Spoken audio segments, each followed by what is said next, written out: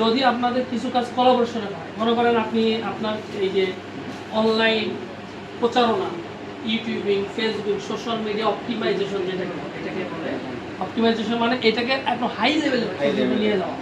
এই অপটিমাইজেশনের জন্য আপনার একটা টিম লাগবে। আচ্ছা, প্লাস হচ্ছে এই অপটিমাইজেশনের পর আপনার আরেকটা টিম তখন তৈরি হয়ে যাবে, যারা এরকম বিভিন্ন অনলাইন থেকে মানুষের জিজ্ঞাসা নেবে, প্রশ্ন নেবে এবং অর্ডার নিবে এবং তারা পাঠাবে, এখান থেকে পাঠাবে জিনিস।